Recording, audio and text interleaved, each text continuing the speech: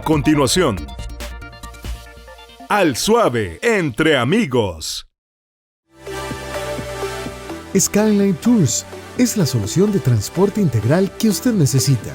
Brindamos servicios en todo el territorio nacional, con vehículos de lujo y contamos con una amplia y moderna flotilla.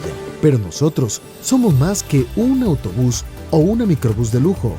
Somos servicio al cliente. Contamos con un equipo que atiende las necesidades de nuestros clientes, generando una solución inmediata. Somos servicio de calidad y seguridad. Contamos con un servicio de mantenimiento de unidades diario, además con todos los permisos, pólizas y requerimientos necesarios para operar con seguridad y confianza.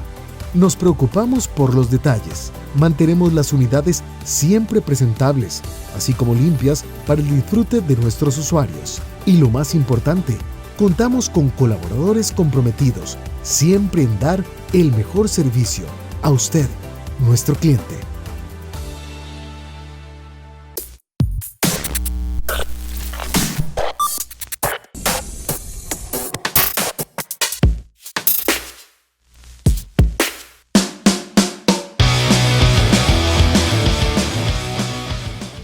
Muy buenas noches, tenga toda la muchachada que está viendo Al Suave entre amigos, parte de Producciones Clandestinas. César Gutiérrez les saluda en este maravilloso miércoles de Al Suave. Hoy con un invitado súper importante. Todos los invitados son importantes, pero él es un poco más conocido en la palestra, no solo política, sino de comunicación.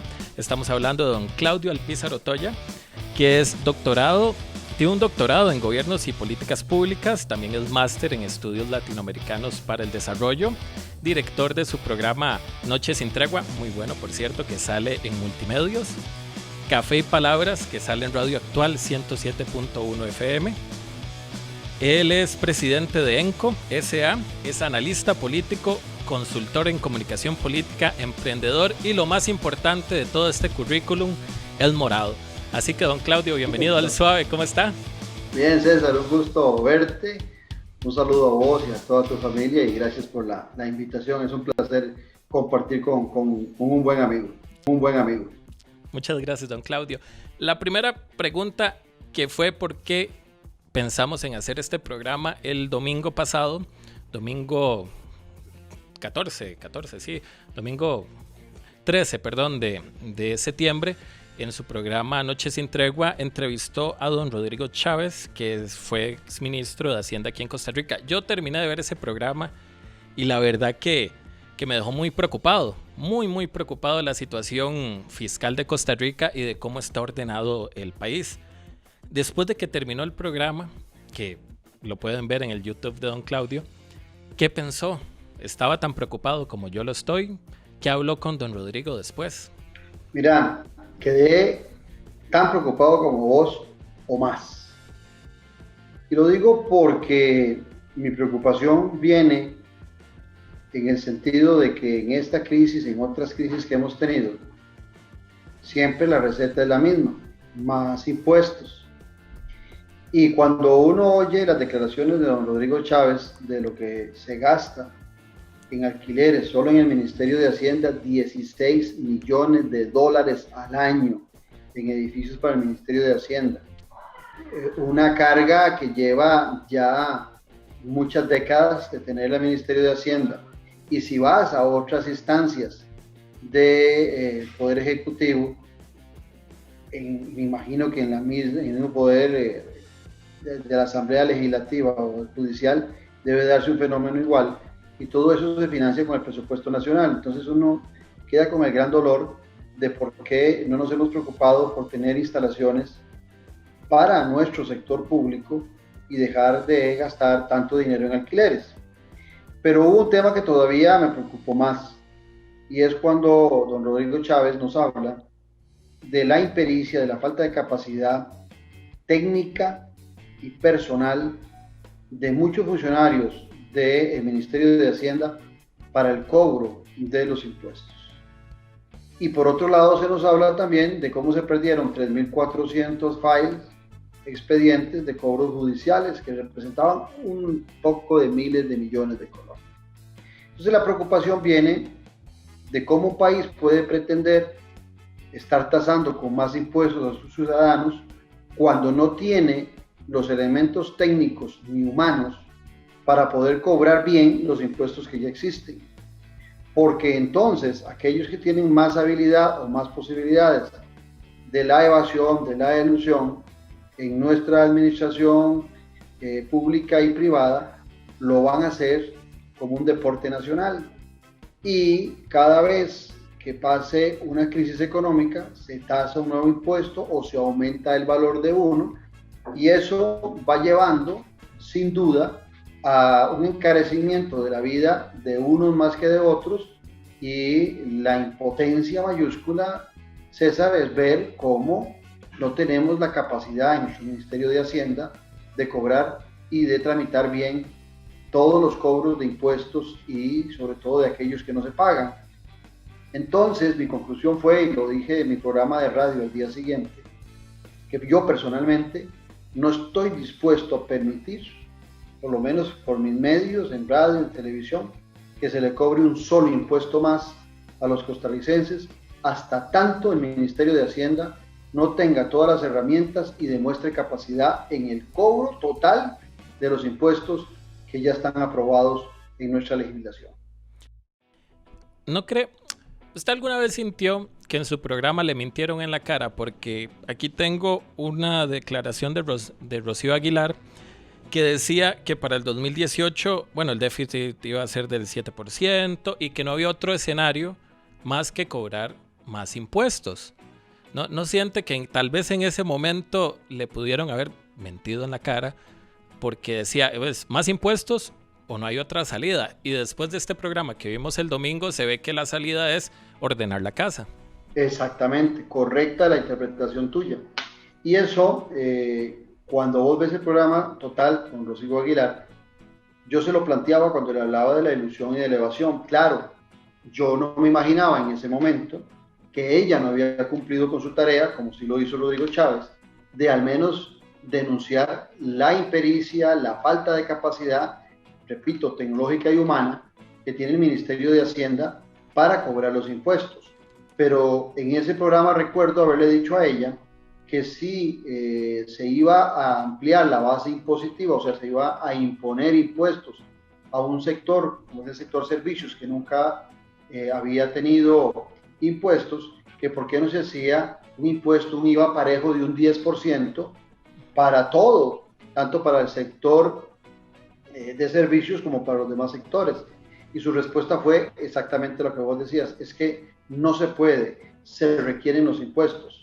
Pero cuando vemos que un ministro que sí llegó a hacer la tarea al interno del ministerio, que fue fugaz, porque fueron 6 meses los de Rodrigo Chávez, nos dice lo mal que está la administración interna de un ministerio que inclusive para revisar containers y demás, vos lo viste, lo plantea don Rodrigo Chávez, no hay que aleatoriamente escoja los containers, sino que es una persona con un rallador y con una reglita quien a nivel personal va decidiendo cuál container revisa y cuál no. Bueno, es evidente también con ese ejemplo que nos puso don Rodrigo Chávez, que el famoso contrabando y el no pago de algunos impuestos sobre la mercadería que vienen en estos containers también es otro deporte a nivel nacional.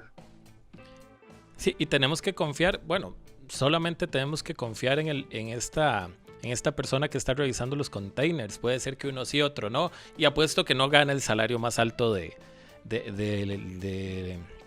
sistema público, entonces sí, del ministerio. Entonces una persona que tal vez no la está viendo bien y se ocupa pasar a fuerza un container a otro país, y ahí cabe la posibilidad que haya alguna manzanilla podrida y se hagan los majes.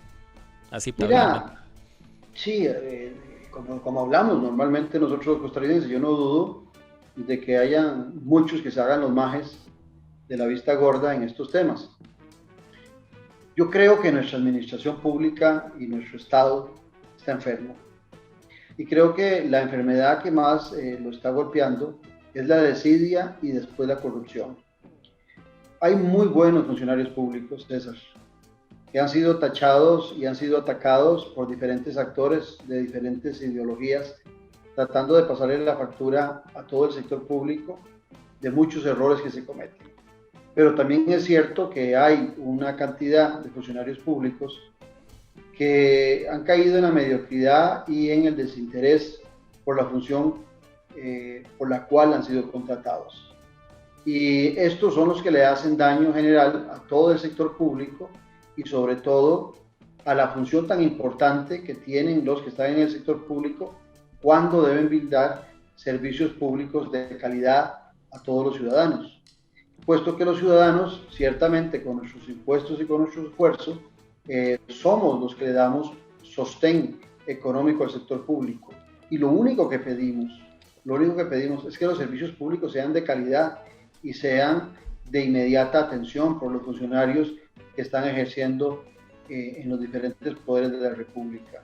Si nosotros logramos levantar la calidad del ejercicio de la función pública, el beneficio va a ser tanto para los del sector privado que reciben servicios del sector público, como para los funcionarios del sector público que van a volver a ser valorados, respetados y dignamente tratados por todos los actores sociales y políticos de este país.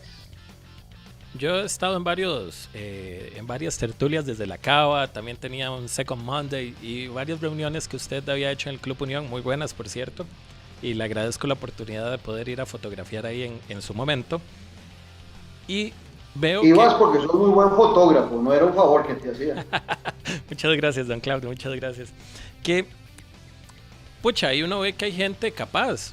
Uno se topaba políticos que estuvieron en algún momento, políticos actuales, y uno veía, pucha, hay capacidad. Esta gente tiene la llave para resolver todo. Ahí dicen, explican todo lo que se podría resolver. Y me motivaba mucho, pero también me causaba una duda, porque si ellos tienen la llave, si ellos saben, si lo que dicen es correcto, es consciente, uno dice, mira, tienen un punto, ¿por qué cuando están en la asamblea, en un ministerio, se les olvida? ¿O por qué no lo pueden hacer? Eso es lo más frustrante de todo, porque si fuera que nosotros no tenemos el capital humano para poder desarrollar los cambios que se requieren en el país, uno podría ver el camino al final del túnel siempre oscuro. Pero a sabiendas de la inversión que hemos hecho en Costa Rica en educación pública y privada, del compromiso que tiene el costarricense con la formación de sus hijos, en su mayoría, cuántos PhDs, cuántos doctores en diferentes áreas tenemos los costarricenses. Entonces vos te das cuenta que no es un problema de recurso humano. Y cuando vas y revisas las leyes que han conformado diferentes instituciones públicas, te das cuenta también que las leyes tienen grandes objetivos, grandes horizontes, grandes propuestas, y que en el fondo las ideas han sido muy loables y muy necesarias para el desarrollo de un Estado competitivo y un Estado solidario. Entonces, cuando haces la revisión, terminas convencido de que el problema no está en las capacidades, ni en las leyes, ni en la institución, sino que muchas de las incompetencias están en el compromiso de aquellos que llegan a la administración pública, que ya no son vistos como fueron en antaño. Cuando alguien trabajaba en el sector público, era muy respetado y los puestos que se desarrollaban eran de alta dignidad y de alto prestigio.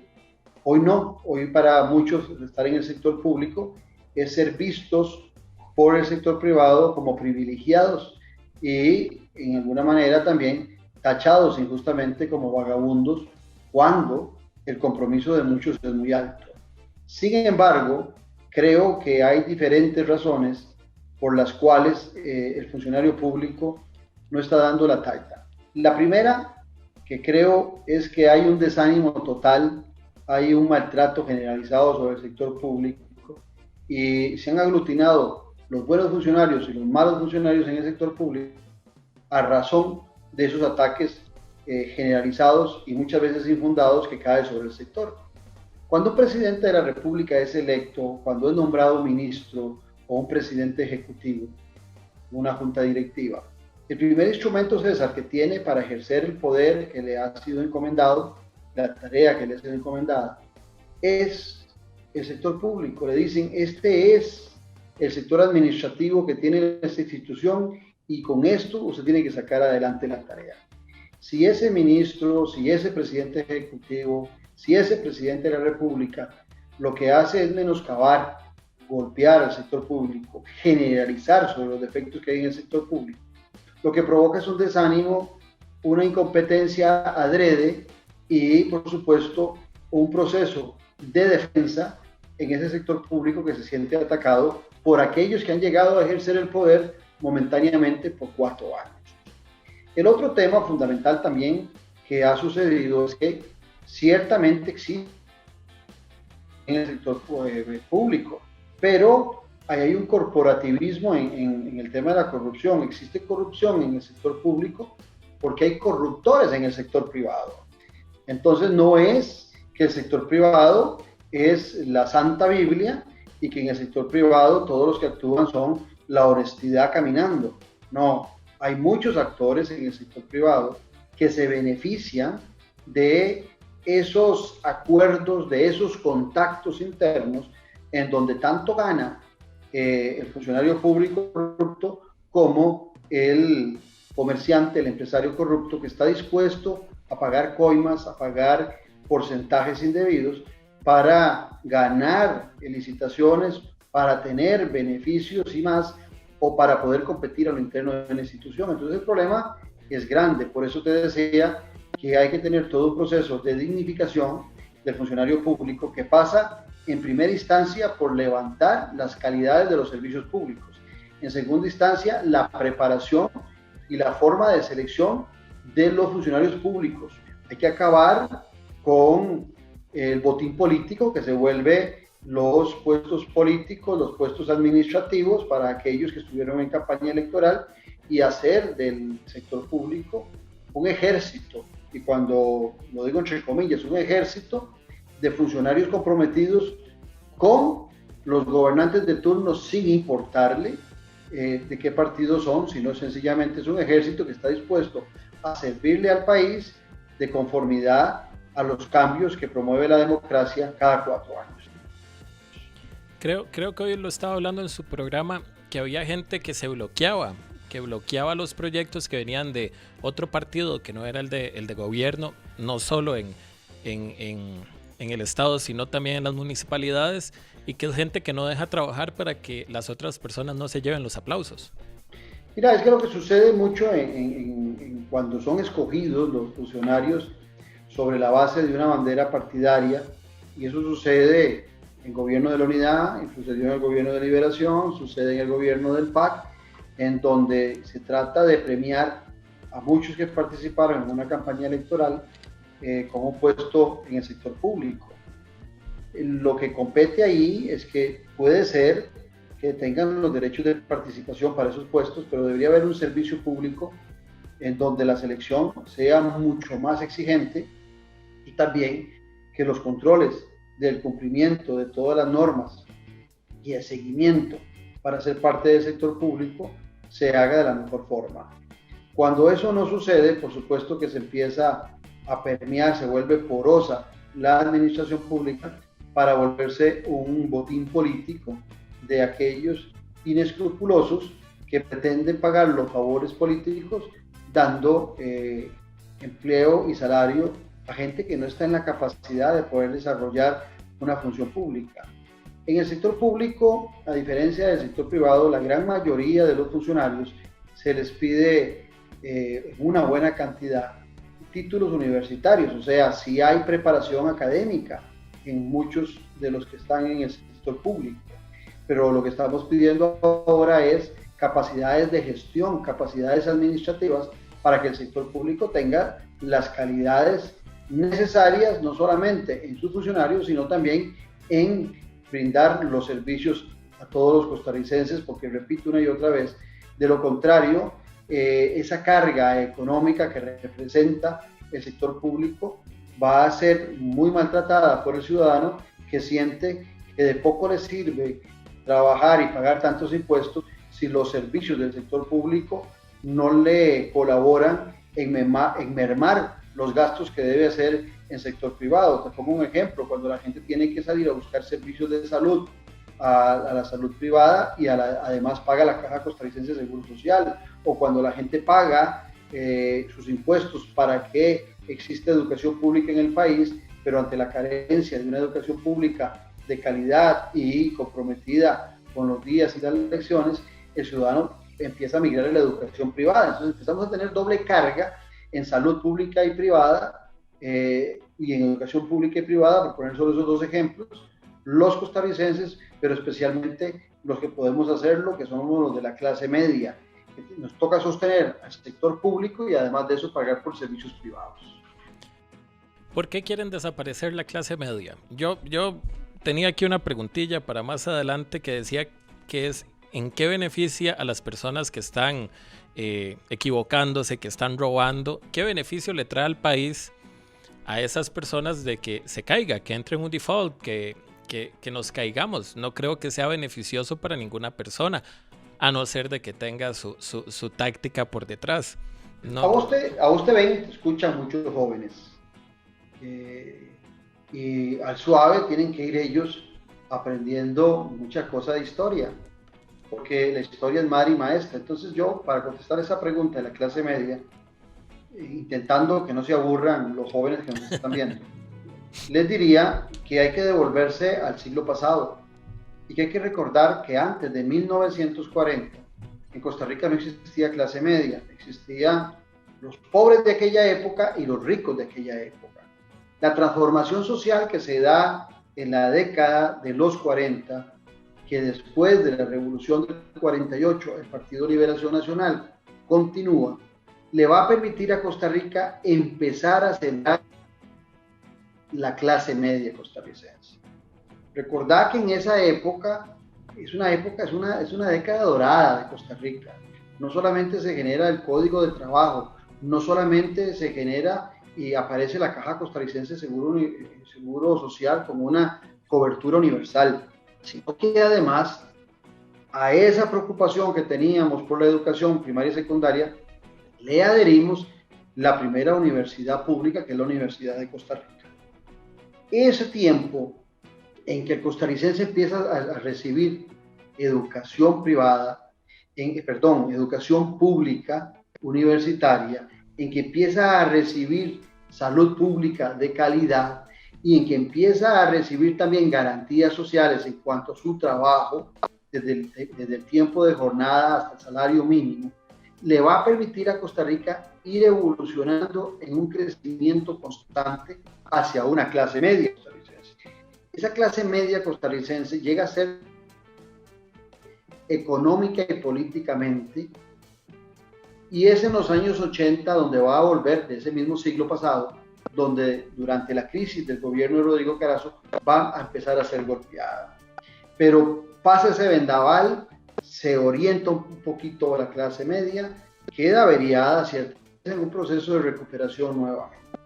La clase media costarricense, mi amigo César, no solamente ha perdido poder adquisitivo, sino que también ha perdido poder político. Curiosamente, los últimos 3 presidentes de Costa Rica han sido de la clase media, sobre todo en el caso de Laura Chinchilla y Luis Guillermo, mucho más fuerte, o una clase media más similar a la que estamos hablando, que es la clase media de don Carlos Alvarado. Pero curiosamente, habiendo sido 3 presidentes de la clase media costarricense, no se fortaleció la clase media durante ese periodo, pero tampoco mejoró el poder adquisitivo de la clase media. ¿Cómo podemos devolverle a la clase media costarricense poder adquisitivo? Primero, volviendo a aquellos años de que la educación pública era muy buena y muy cumplida con sus horarios y sus programas. Y también, por otro lado, devolviéndole acceso de muy buena calidad y de pronta atención en los servicios de salud.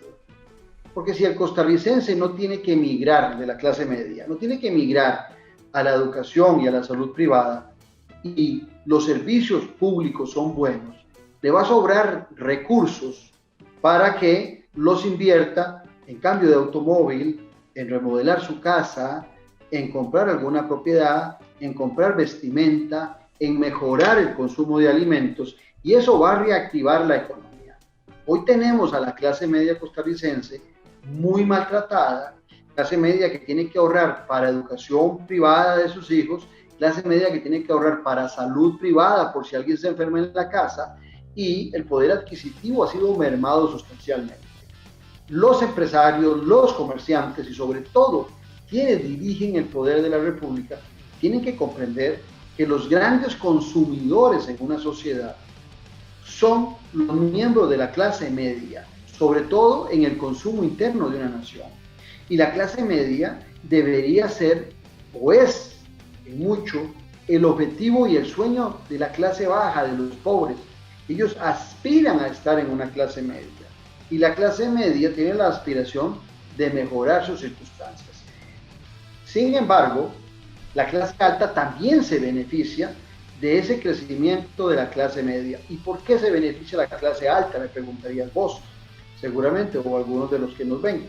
Porque existiendo seguridad social y paz social para esa clase media costarricense, el país le va a permitir a la clase alta, al empresariado y al comercio en general, poder desarrollar actividades económicas muy lucrativas, no solamente teniendo clientela fuerte como es la clase, sino también una paz social que en cierta medida, o muy fuerte medida, le permite a aquellos ricos vivir en un país tranquilo de frontera a frontera y de mar a mar, no como sucede en muchas latitudes de América Latina, en donde los ricos o tienen que andar con guardaespaldas o tienen que estar en sus carros blindados y en sus casas, o lo peor de todo, vivir en Miami, vivir en Europa y monitorear sus negocios de sus países. ¿Por qué? Porque la inseguridad de esos países y la identificación de ellos como personas ricas los hace presa fácil del interés de los secuestros, del robo y demás. O sea, todos nos beneficiamos con el de una clase media, tanto los más pobres que ven la aspiración y la posibilidad de subir y ascender en la clase social en que están, y la clase alta que encuentra en la clase media un colchón de seguridad social. Don Claudio, ¿elegimos bien a nuestros gobernantes? Eso es una pregunta que le tengo porque, a ver, no creo que todos los que estén en el gobierno sean malos, sean gente mala que quiera hacer el daño en el país y así beneficiarse económicamente de alguna forma. Pueden ser que no estén capacitados, que no tengan dos dedos de frente para ver la realidad. Un ejemplo, sin querer faltar el respeto al ministro de Hacienda, que es abogado, no es economista, que nos serviría mucho tener ahí a don Rodrigo Chávez, por cierto, pero bueno, lo fletearon. Bueno, él mejor se fue antes de tener más, tener esas situaciones con el presidente. Estábamos hablando en un programa donde el ministro del MINAE, creo, el MINAE no sabía qué onzas usaba para poder medir el oro. Es diferente a la de la cocina a la que miden ahí en minería. Onzas que llaman. Exactamente, y no tenía la menor idea de eso. En otro programa vi que hablaban del proyecto del tren urbano y decían que esto parecía un trabajo de alguien de bachillerato universitario. Eso lo dijo un doctor que ahorita no recuerdo el nombre, que está en Escocia, ahorita trabajando y el muchacho de apellido Loría. Exactamente. Entonces, pucha, ¿elegimos a los mejores o lo que había en el momento? ¿Qué es lo que sucede? Porque va lo mismo con lo que le he preguntado anteriormente. Uno pensaría que hay gente capacitada, pero nos salen esos 3 ejemplos que habrá más en otros ministerios que no son tan visibles. Mira, César, yo creo que el mayor problema que hemos tenido en los últimos gobiernos es que los gobernantes han llegado sin haber hecho equipo previamente. Pero no tenían no tenían las herramientas, o sea, no tenían el equipo desde puede antes. Puede ser, pero yo más bien diría que no se preocuparon. Tal vez no tenían expectativas de ganar, tal vez no se imaginaban que iban a ganar y de repente se encuentran con el triunfo. Y aquí podríamos usar un ejemplo muy, muy popular, que es el deporte. A veces en el deporte usted puede tener un equipo lleno de estrellas y ese equipo no es campeón porque el entrenador no logró hacer conjunto con ellos. Cada quien jugaba su partido particular, perdían o empataban, pero casi nunca ganaban. Pero de repente un entrenador en otro equipo, con jugadores de mediana calidad, logra establecer un conjunto. Y ese conjunto se compenetra tanto, llega tan identificado con un objetivo, que ese conjunto llega a ser campeón. Es lo mismo que sucede cuando usted conforma un gabinete, cuando se es presidente de la República. No existen los eruditos, mi amigo César. Uno puede estar lleno de libros, haber leído mucho, y al final de cuentas la gran frustración es similar a la de Sócrates. Solo sé que no sé nada. Entre más leo, entre más me adentro en el conocimiento, me doy cuenta de las grandes carencias y de las grandes falencias que tengo y de lo mucho que me falta por conocer. Quien llega a ser presidente de la República le da un instrumento fundamental, que es el gabinete. ¿Y el gabinete para qué se lo dan al presidente? El presidente podría ser un periodista, podría ser un economista, podría ser un politólogo, pero no puede serlo todo a la vez. Entonces, cuando al presidente se le da la oportunidad de hacer un gabinete, el presidente tiene que buscar un ministro de Hacienda que sepa de economía, que esté formado en economía y además que tenga habilidades políticas. Y tiene que buscar un ministro de Obras Públicas igual, preferiblemente que sea ingeniero, que tenga habilidades políticas y que tenga conocimiento del sector. Y así en todos los ministerios. Y eso te permite a vos tener gente capacitada y con habilidades. Y es al presidente de la República al que le toca hacer conjunto con todas esas figuras. ¿Cómo hace conjunto el presidente de la República? Teniendo un proyecto. Si un presidente de la República llega sin proyecto político y previo a la elección nunca se preocupó ni por ideas ni por proyectos, entonces tampoco se va a preocupar por hacer equipos de trabajo en las diferentes áreas en que se requiere gobernar. ¿Y qué es lo que termina pasando? Algo similar como lo que pasó con el caso del presidente Carlos Alvarado, donde tuvo que llegar, claro, lo decoró muy bonito cuando nos dijo un gabinete de unidad nacional, entonces nos sonaba muy lindo a todos, que iba a unir a todos los partidos políticos. Pero lo que hizo fue un arroz con mango, no solamente ideológico, sino también partidario, y muchos de los que llegan al gobierno no le hacen caso a ese presidente, sino que tienen liderazgos en sus partidos que le siguen dando instrucciones o a los que se siguen sintiendo apegados. Entonces el presidente de la República no solamente no tiene el mapeo, no solamente no tiene el horizonte, sino que además de eso duerme con el enemigo. Yo no creo en las coaliciones. Los dos ejemplos más cercanos en mi vida que he tenido de coaliciones que tenga claritos, es el gobierno de don Rodrigo Carazo, que era un hombre muy capaz, pero se le vino el mundo encima por gobernar en coalición. No tenía un equipo conjunto de gente toda afín a él, sino que tuvo que ceder espacios por negociaciones. Y en el caso de don Carlos Alvarado, que no tiene la capacidad de un Rodrigo Carazo, todavía se le ha complicado más porque ha tenido compromisos con otros partidos políticos o con otros gremios políticos que no le han permitido tener el gabinete que requiere para que su ejercicio fuese exitoso. Aquí tengo algo que dijo don Rodrigo Chávez en el programa de este domingo. Decía, yo no tengo clara la visión del presidente sobre la economía de Costa Rica. Y acá también tenemos de octubre del señor... A mí me faltó decirle a don Rodrigo Chávez, bienvenido al grupo. Ah, sí, no, somos un montón, pero no haga bulla porque llegan los troles y piden que vayamos a Hacienda a solucionar. Pues bueno, saludito a los troles. Lo más clarito de esa frase es que lo dice alguien que estuvo adentro. No, es lo peor. Es lo peor saber porque es una fuente fidedigna de que sí estamos mal. Aquí en una entrevista en el 2017, en su programa Noche sin Tregua, un candidato, don Carlos Alvarado, decía que Costa Rica necesita materializar soluciones y hacerlo rápido. Ahorita tiro un par de cosillas. Materializar soluciones y hacerlo más rápido. Necesita liderazgo. El desempleo, alguien tiene que comenzar a cambiar eso. Queremos que las cosas pasen. Es lo que quiere mi generación. Mi mirada está en el 2022. La elección es un punto de, no, esto es algo que usted dijo que esta era una elección que era un punto de inflexión o de caída libre, y que usted le decía que estábamos en caída libre, y que don Otón Solís y Luis Guillermo Solís, a don Memo, que le mandamos un saludo, decía que era un gobierno de transición. No le da gracia. O sea, yo veía eso y sentía como unas cachetaditas de ocupa liderazgo, ocupa soluciones. Todo lo que no han hecho. Todo lo que no han hecho. Exactamente. Ahora, mi generación, y yo no creo que la generación de jóvenes hoy, nosotros parte de ese grupo, puedan sentirse satisfechos con esta administración para sus objetivos de juventud y sus aspiraciones de jóvenes.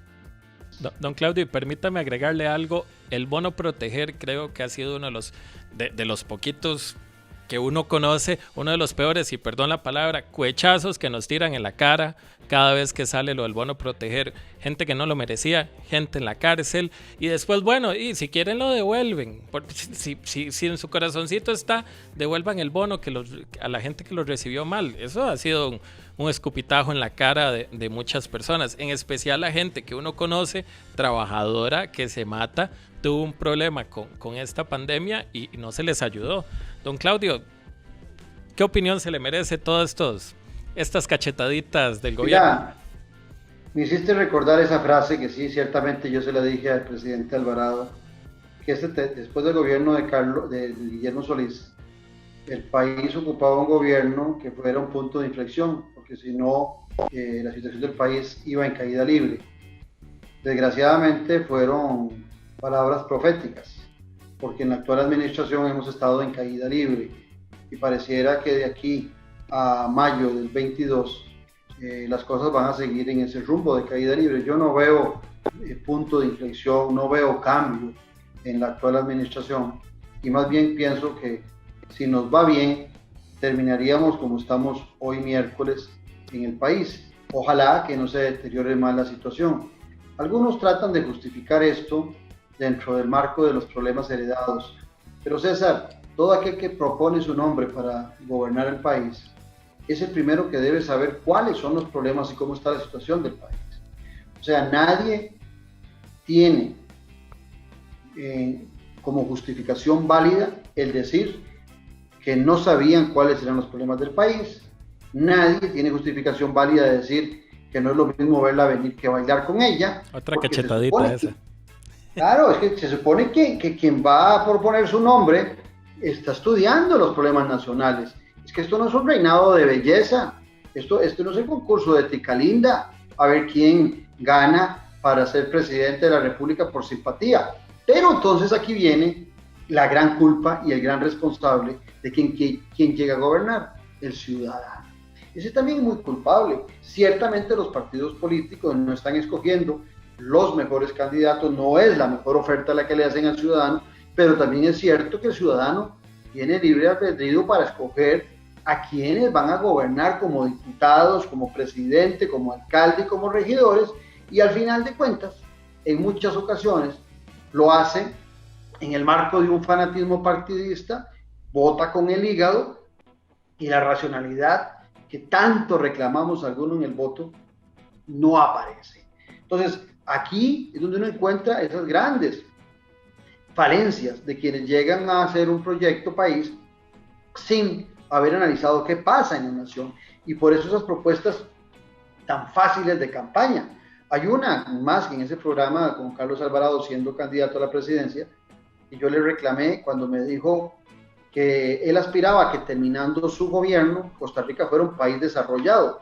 Yo no comprendía cómo alguien puede decir que Costa Rica o cualquier país del mundo en un periodo de 4 años va a ser desarrollado. Son las políticas incrementales y durante un largo proceso de planificación, con gobiernos responsables, lo que permite que un país sea desarrollado.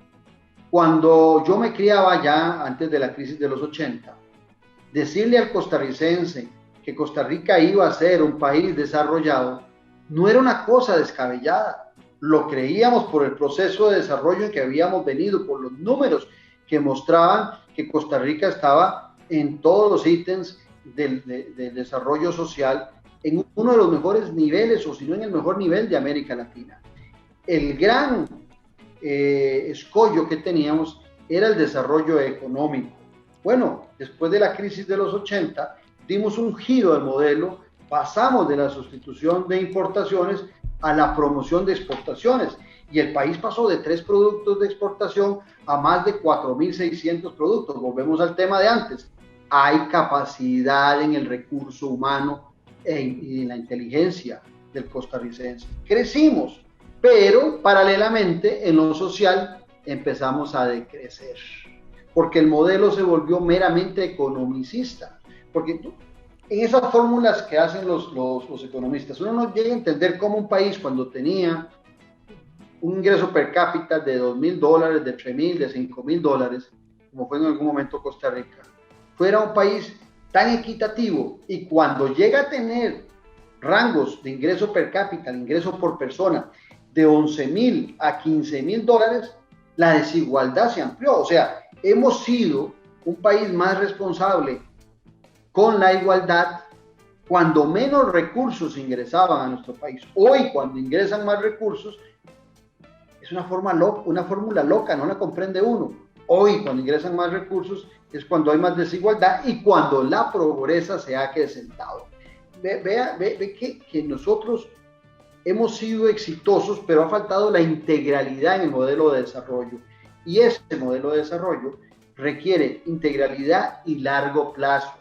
No es como en aquella entrevista que dijo el actual presidente, que en 4 años iba a ser Costa Rica, su sueño era que Costa Rica fuera un país desarrollado. Hoy nos damos cuenta que más bien el país que va a entregar el Partido de Acción Ciudadana, con COVID o sin COVID, porque ya desde antes, es un país en inferiores calidades del que teníamos antes de que don Carlos Alvarado empezara a ser presidente de la República.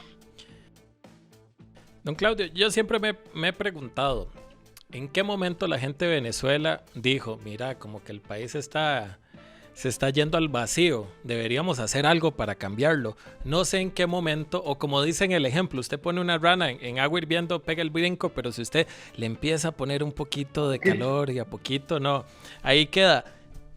Necesitamos un socollón, como diría don Alberto Cañas, necesitamos algo que alguien nos diga, más despiértense, el país está viendo al abismo, ¿qué hacemos? Mira, el caso de Venezuela es muy diferente al nuestro, pero hay elementos que nos pueden ayudar a comprender lo que pasó allá y que deberíamos luchar para que no pase aquí. Digo yo que es diferente porque, gracias a Dios, en nuestro país eliminamos el ejército. Y el haber eliminado el ejército no le permite a ningún presidente de la República darle beneficios y cariño a los generales y a los soldados para que le ayuden a sostenerse en el gobierno más de 4 años. Aquí el presidente, bueno o malo, termina y se va cada 4 años. Inclusive, con estoicismo, los ciudadanos aguantamos 4 años de un mal gobernante, y eso demuestra que el costarricense tiene altos niveles democráticos para aceptar sus errores. Claro, no sin antes reclamarle al gobernante de turno por la mala gestión que desarrolló. Ahora bien, si vamos a Venezuela, yo rescataría lo siguiente. En Venezuela habían 2 partidos que eran los principales, uno de tendencia social cristiana o demócrata cristiana y otro de tendencia socialdemócrata. Terminaron pareciéndose mucho, al final de cuentas, y haciendo muchos arreglos entre ellos. Eso pasó en Costa Rica con la Unidad Social Cristiana y con el Partido Liberación Nacional. Terminaron pareciéndose mucho. Y en Venezuela esos 2 partidos se empezaron a olvidar de las personas. Les preocupaba tener buenas carreteras, buena infraestructura, para que los empresarios pudieran desarrollar sus actividades y para que la gente pudiera andar en su Maserati, en su Mercedes-Benz, en su Ferrari, a altas velocidades, con una gasolina que era, pero súper inferior al precio del agua en Venezuela. Y lo otro que les interesaba también mucho a los venezolanos era que a sus universos no les faltara el silicón para todas las operaciones y para todo, porque ese era el mundo de los venezolanos. Y también que el whisky fuese muy barato. Y eso empezó a acentuar un aumento en la pobreza en Venezuela. Cuando Hugo Chávez propone su nombre, en Venezuela hay entre un 55 y un 65% de pobreza. Costa Rica hoy por hoy andamos como en un 25%. O sea, casi 2 veces y media tenía Venezuela. Por supuesto que la indignación, la molestia, la pobreza, el hambre, aglutinó a toda esa gente alrededor de un discurso que impartía con vehemencia y con coherencia en aquel momento Hugo Chávez. Y la clase media, y que empezaba a tener grandes problemas, ahora que hablábamos de la clase media, también se vio enamorada del flautista Hugo Chávez. Y entre la clase media y los pobres hicieron a Hugo Chávez presidente. Los más ricos de ese país no se fijaron en el deterioro que venía sufriendo la clase media y tampoco en el aumento de la pobreza. Ellos seguían viviendo como reyes, seguían comprando sus artículos en Florida o en California, con sus viajes a Europa, y poco les preocupaba lo que estaba padeciendo la gran mayoría de venezolanos. Ahí es donde yo encuentro a veces una similitud con lo que pasa en Costa Rica, en donde muchos poderosos están muy concentrados, sí, en desarrollar infraestructura para el transporte de sus containers, de sus productos, para sus comercios, para que sus carros no se maltraten, pero poco les importan los padecimientos que están sufriendo en las zonas rurales, en zonas marginales los costarricenses. Y el aumento de la pobreza viene galopante. En algún momento los pobres podrían, en un momento de indignación, juntarse junto con la clase media y elegir a alguien que no es el apropiado. Ciertamente, don Carlos Alvarado no ha sido un buen presidente, pero tampoco podríamos decir que es una mala persona o que es una persona malintencionada, sino que sencillamente no tenía las capacidades para gobernar. Pero puede ser que ante las circunstancias, la rabia y la indignación, podamos llevar nosotros a que los ciudadanos escojan a alguien con rabia y que ese de repente sí sea una persona con malas intenciones y que intente deteriorar aún más la relación social. César, lo más importante en una democracia es la paz social. Si no hay paz social, no hay democracia ni hay crecimiento económico. Don Claudio, hemos estado hablando mucho de los problemas del país y creo que es lo que vivimos todos los días y mucha gente ya estamos hasta acá de la situación, de los problemas, de los pleitos en redes sociales. Pero una pregunta antes de pasar a las soluciones. ¿Se sentirá defraudada la gente? La gente está con rabia, la gente está desilusionada, la gente está sin esperanza. Si no hay esperanza, nadie piensa en el futuro. La gente no cree en la clase política.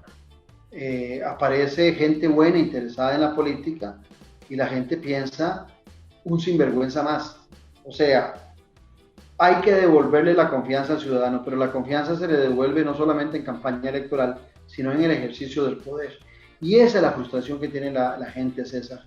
La frustración de que piensan que alguien es una buena persona, piensan que es la mejor elección y en el ejercicio de la función, esa persona llega a gobernar para unos intereses particulares, para grupúsculos y se le olvida esa masa, esa gente que con gran ilusión llegó a votar y a escogerlo para que presidiera el país y para que ordenara en general el país.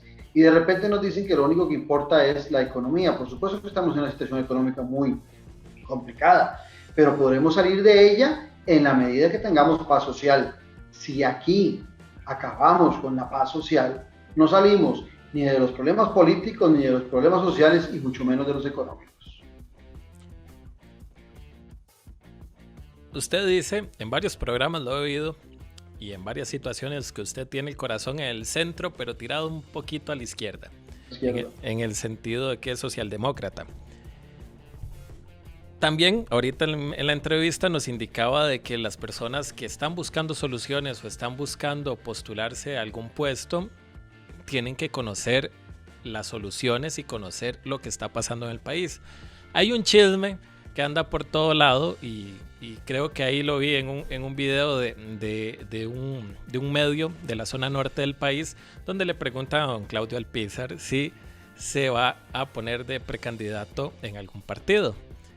¿Es esto cierto? ¿Se va a poner de precandidato en algún partido? ¿Y qué soluciones le puede dar usted al país? Porque asumo que con todos los programas que ha tenido de Noche Sin Tregua, de programas como Café y Palabras, donde habló hasta con Flecha, que me pareció muy interesante, porque a esas personas de la zona norte nadie les da pelota. E igual a la gente de Punta Arenas nadie le da pelota, a la gente del sur nadie les da pelota, porque no son problemas del Valle Centralista, dirían unos amigos. Exactamente. Entonces, ¿qué soluciones podría tener? Número uno, si se va a tirar. Y número dos, ¿qué soluciones podría tener don Claudio Alpizar para ordenar este desmadre? Mira, primero, sí, yo siempre me defino como socialdemócrata y yo siempre digo que mi corazón, que yo soy como el corazón. La biología es perfecta y la biología coloca al corazón al centro y un poquito a la izquierda. Así está el corazón, preguntarle a cualquier médico, no es un invento de un politólogo para hacer que la cosa suene bonita, no, es que así es, así estamos diseñados. Y yo cuando digo eso es porque creo que el corazón y la socialdemocracia, que habla mucho de justicia social y de solidaridad, van de la mano. Yo creo mucho en el mercado, creo mucho en el empresario. Vos me conocés, yo he sido empresario toda mi vida, chiquitillo, sí. No me hice rico, cierto, pero he vivido siempre independientemente. Yo sé lo que se padece en los negocios, sé dónde están los sufrimientos. Claro, es que usted es un chiquitito, sí, claro, soy chiquitito, pero de chiquitito a grande, los padecimientos lo que cambia es el volumen, pero son los mismos. Y yo creo mucho en la iniciativa privada, en el emprendimiento. Yo he sido un emprendedor, creo muchísimo en eso. Pero también creo en un Estado solidario. Creo que el Estado tiene que ser una mano amiga para muchos costarricenses que requieren, por circunstancias particulares, la posibilidad de un Estado solidario. Yo no me canso de decir que yo soy producto de la educación pública, desde la escuela, el colegio, la licenciatura, la maestría, mis estudios de doctorado, todos los hice en la educación pública costarricense. Porque en nuestro país, nací en un hospital público y fui cuando niño pediatra y demás a la atención al hospital público. ¿Por qué cuento esto? Porque eso que algunos atacan porque no lo ocupan o porque no lo valoran es muy importante para otros que ocupan un nivel de equidad para después despegar. Lo que no estoy de acuerdo es en un Estado eternamente paternalista y en un ciudadano eternamente en infancia.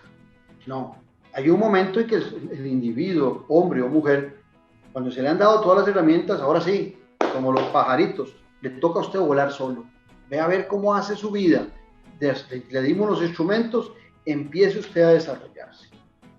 Por eso creo que la socialdemocracia es el mejor sistema y creo que Costa Rica, todos los logros que ha tenido, los ha tenido desde una visión socialdemócrata. Inclusive con amigos míos gozo mucho porque les digo que el mismo doctor Rafael Ángel Calderón Guardia tenía el corazón al centro y un poquito a la izquierda, porque todas las transformaciones que hizo fueron de socialdemócrata. O el poquito del señor Savia y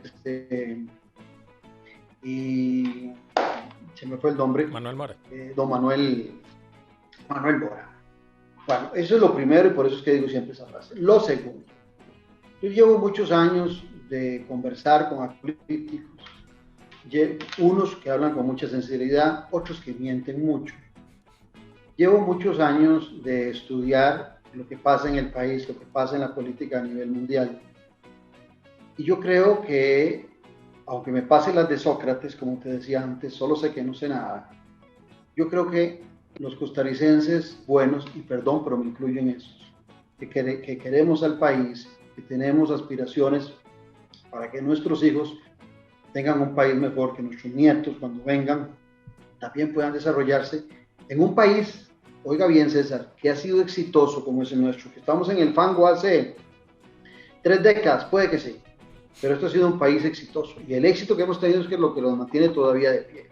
Entonces he creído, junto con otros amigos, que había que plantearse un proyecto de corte socialdemócrata y con aspiraciones de poder. Si no se llega al poder, no se pueden transformar las cosas.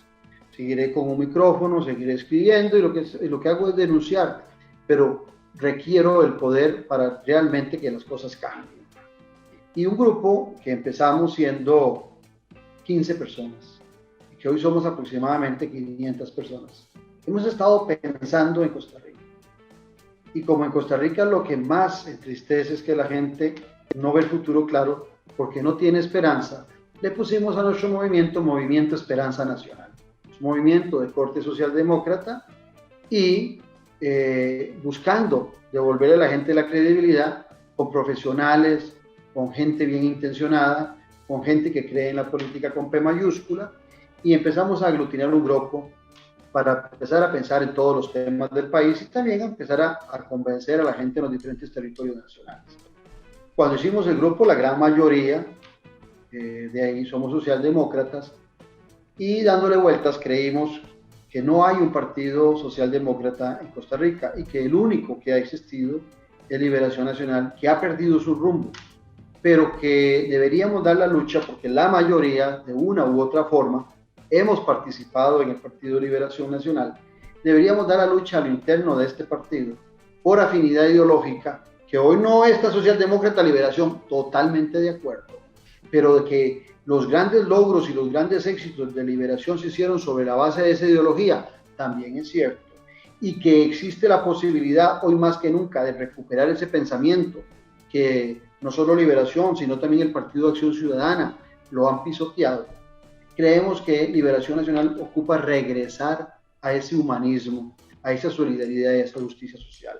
Entonces decidimos dar la lucha dentro del Partido Liberación Nacional, ir a la convención del Partido Liberación Nacional y entre todos coincidimos en que teníamos que pensar, y yo soy ciertamente el posible precandidato de este grupo. No es un chisme lo que te ha llegado, es realidad, lo he conversado con mucha gente, en niveles tal vez no tan públicos, pero ya se ha hecho evidente de que tenemos aspiraciones a la presidencia de la República, pero también es cierto, César, que a mí no me gusta hablar en yo, me gusta en nosotros. No soy yo, Claudia Alpizar, es un grupo, ya te digo, que hoy podemos andar en alrededor de 500 personas, pensando todos los días, conversando todos los días, en diferentes foros, entre nosotros, intercambiando, que estamos interesados en hacer algo diferente. Y hemos considerado, por afinidad, que el Partido Liberación Nacional es el lugar donde deberíamos dar esa lucha. Eso sí, tratando de rescatar a muy buena dirigencia que no ha tenido la oportunidad, que siempre lo han tirado a una tercera o cuarta línea, gente con una gran capacidad de gestión que podría estar en la función pública, y buscar renovar, refrescar al Partido Liberación Nacional, que es un partido que ha llegado 9 veces al poder y que ha demostrado que tiene capacidad, que entró en un desprestigio, que la gente lo ha tildado de corrupción, que la gente le ha pasado una factura, que los jóvenes, muchos, crecieron odiando el bipartidismo, también eso es cierto. Pero no porque en la caja se compren mal las mascarillas, no porque en la caja se hagan vuelos a China para traer medicamentos con costos exagerados, o no porque hayan biombos de algunos doctores en la caja, usted me va a decir que hay que cerrar la Caja Costarricense de Seguro Social. Lo que hay que cambiar es esa gente que hace el daño a la institución.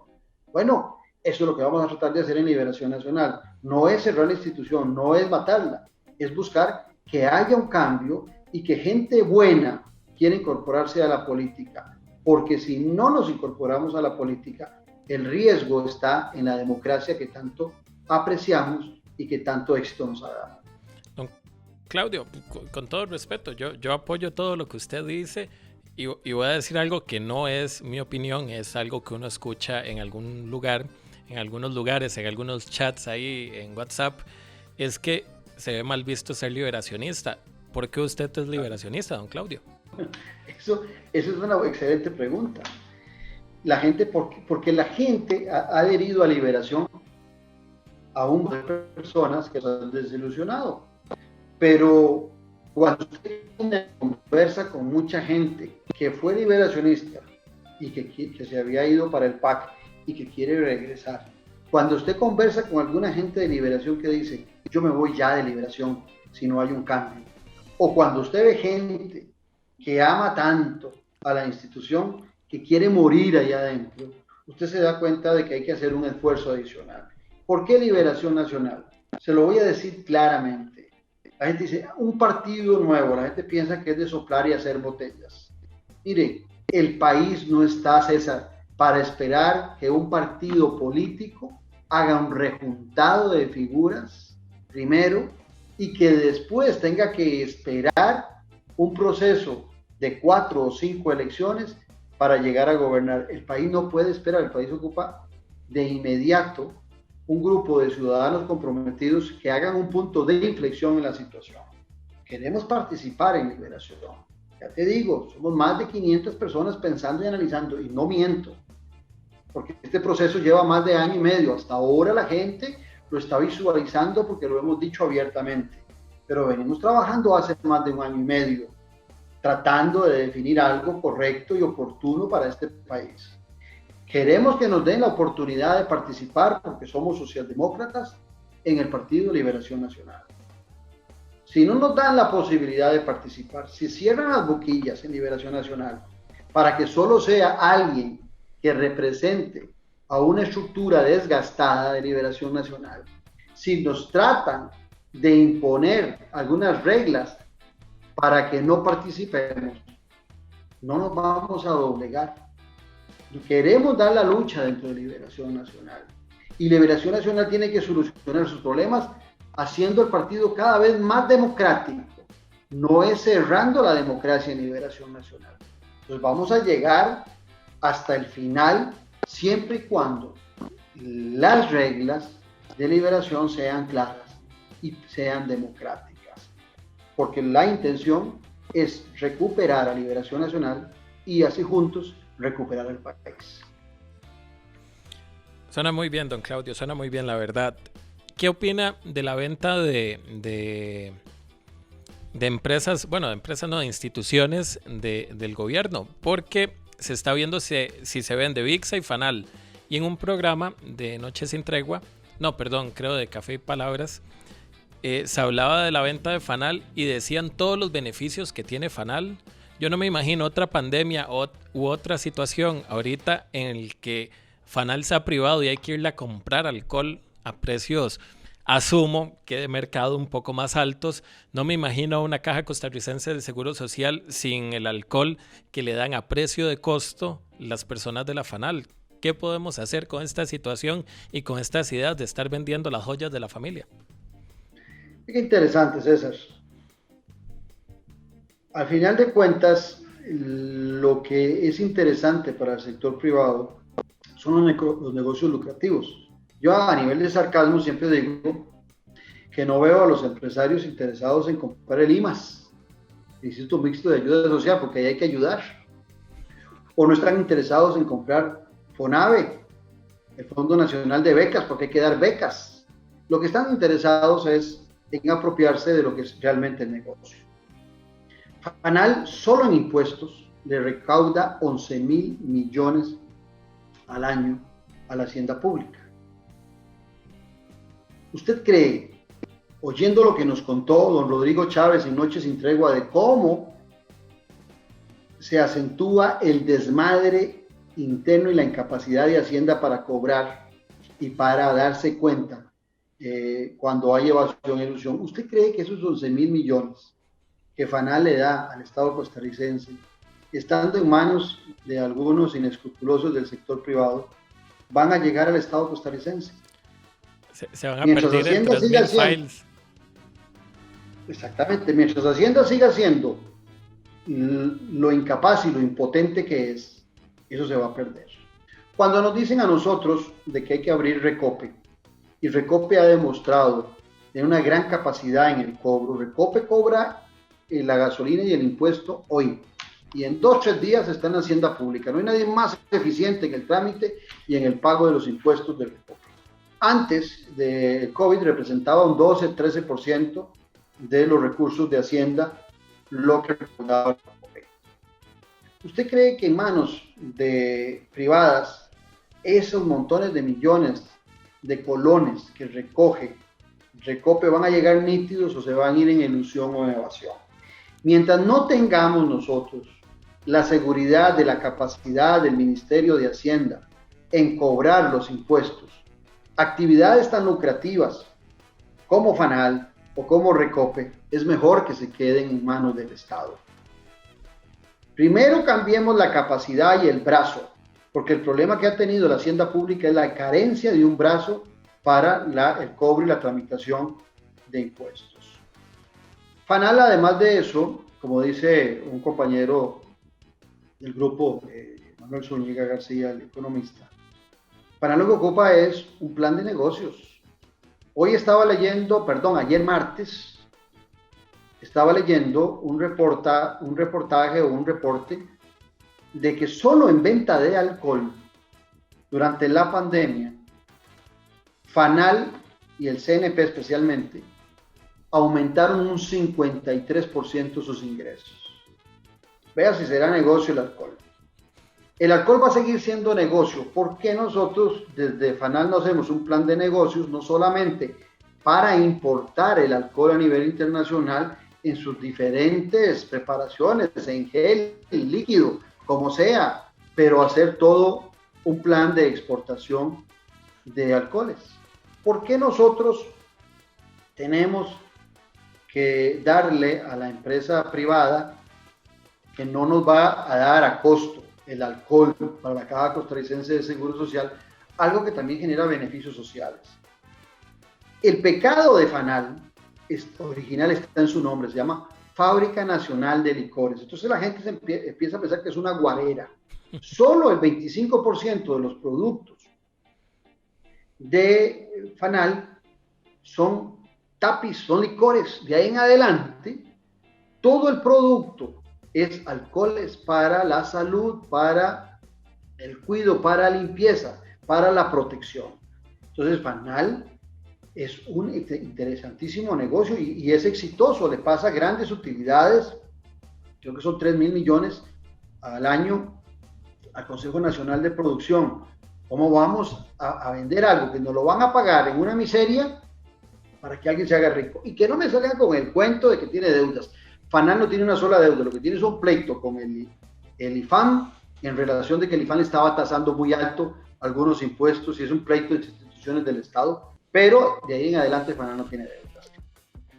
Que la podría perdonar el mismo Estado, ¿verdad? Bueno, resolvamos el problema y démosle la plata y siga bien. Exacto, porque lo que querían era que les diera más de lo que pagó en impuestos y de lo que pagó, que les dé más al IFAM. Por dicha que no le dé nada, porque el IFAM como Instituto de Fomento y Asesoría Municipal no sirve hace muchos años. Hay que darle un giro y hay que incentivarlo, no hay que desaparecerlo, pero sí hay que darle un giro.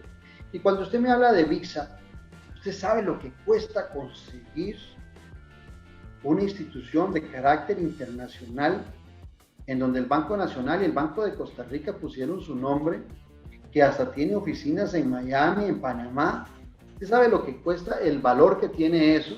Bueno, vamos a lo mismo. ¿Por qué hay que venderlo? ¿Porque hay incapacidad de gestionarlo? ¿O porque qué fácil ya todo el negocio, el derecho de llave, todos los permisos están, démosle eso, regalémoselo a alguien en un precio bien cómodo para que ellos sigan haciendo los negocios? Decía don Rodrigo Carazo en aquella época que todo lo querían vender. ¿Cómo fue que decía? No es que ellos quieren vender las instituciones del Estado, es que las quieren comprar. A mí me parece que ahí hay un jueguito similar, porque te repito, yo no veo a nadie interesado en comprar el IMAS.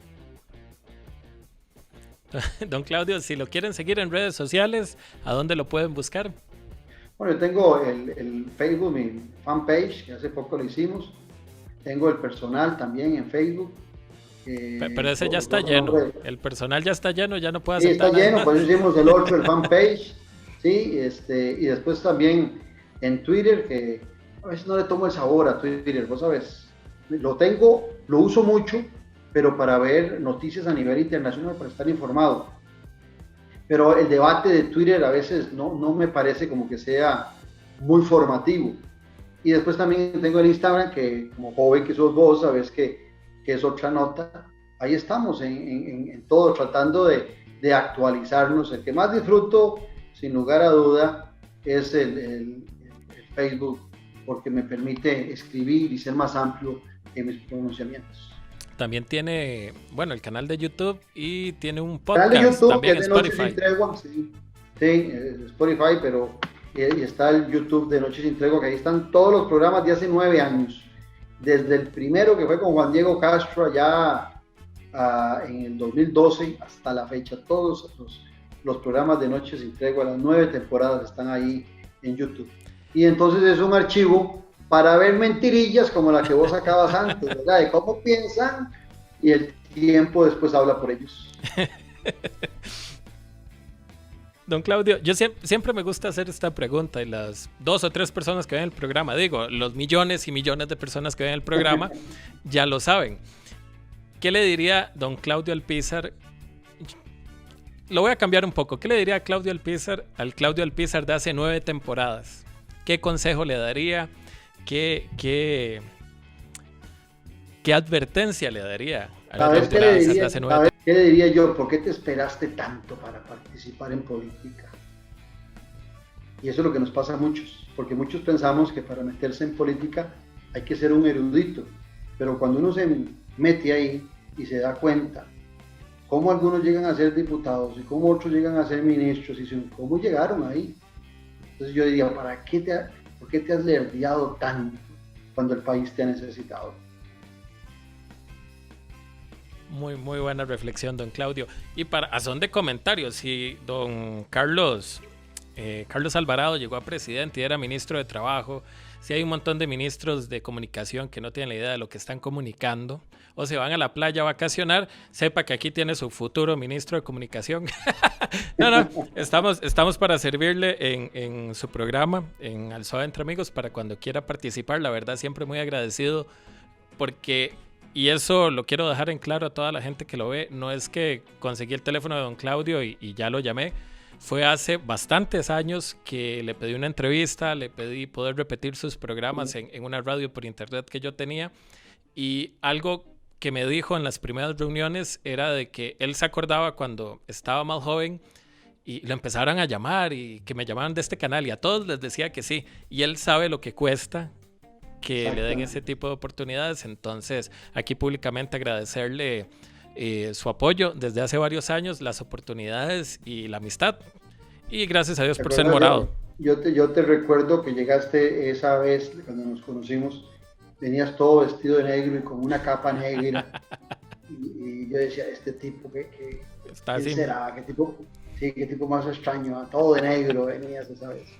Pero desde entonces hicimos eso hace bastante tiempo, hicimos amistad y estabas vos en tus proyectos de comunicación y ves que ya has pasado por radio, por emisoras, ahora estás con este proyecto.